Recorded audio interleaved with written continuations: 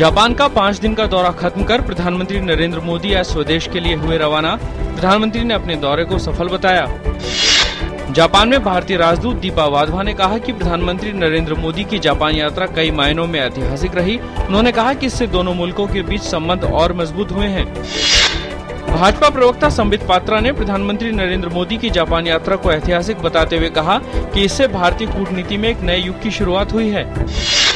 कांग्रेस ने प्रधानमंत्री नरेंद्र मोदी के जापान दौरे को लेकर असंतोष जताया। पार्टी प्रवक्ता मनीष तिवारी ने कहा कि परमाणु मुद्दे पर प्रधानमंत्री का जापान दौरा असफल रहा है। समाजवादी पार्टी नेता नरेश अग्रवाल ने कहा कि 100 दिन के कामकाज के आधार पर नरेंद्र मोदी सरकार के काम को आंकना जल्दबाजी होगी। उन्होंने कहा कि सरकार ने न तो महंगाई के मुद्दे पर कोई फैसला लिया है, न ही विकास के मुद्दे पर कोई गंभीरता दिखाई है।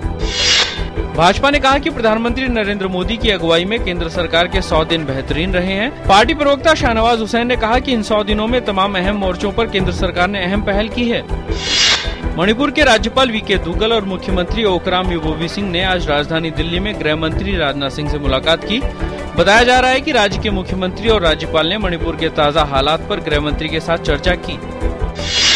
केंद्र सरकार ने सभी राज्य सरकारों को आदेश जारी कर राष्ट्रीय ग्रामीण रोजगार गारंटी योजना के तहत आधे काम जल संरक्षण के लिए करने को कहा है। केंद्रीय ग्रामीण विकास मंत्री नितिन गडकरी ने निर्देश दिया कि डैम बनाने, लघु सिंचाई के लिए नहर और तालाब बनाने के लिए इसका उपयोग किया जाना चाहिए।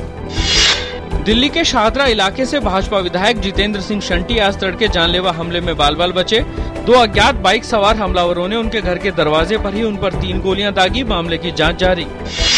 सतत विदेशी निवेश और अन्य एशियाई बाजारों में तेजी के रुख के बीच बम्बई शेयर बाजार का सेंसेक्स 129 अंक की बढ़त के साथ 27,149 अंक की नई रिकॉर्ड ऊंचाई पर खुला। निफ्टी भी 37 अंक मजबूत होकर 8,120 अंक के नए रिकॉर्ड स्तर पर खुला।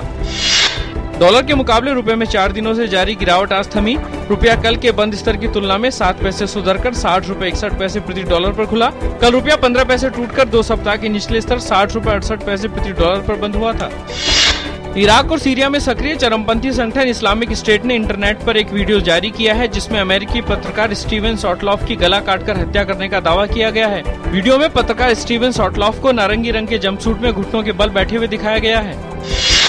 पाकिस्तान में जारी सियासी संकट दूर होने का नाम नहीं ले रहा। पाकिस्तान की नवाज शरीफ सरकार ने हालात पर संसद का समर्थन जुटाने की कवायद में विशेष सत्र आयोजित किया। सरकार के लिए राहत की बात ये रही कि इस मसले पर विरोधी भी उसके साथ खड़े नजर आए।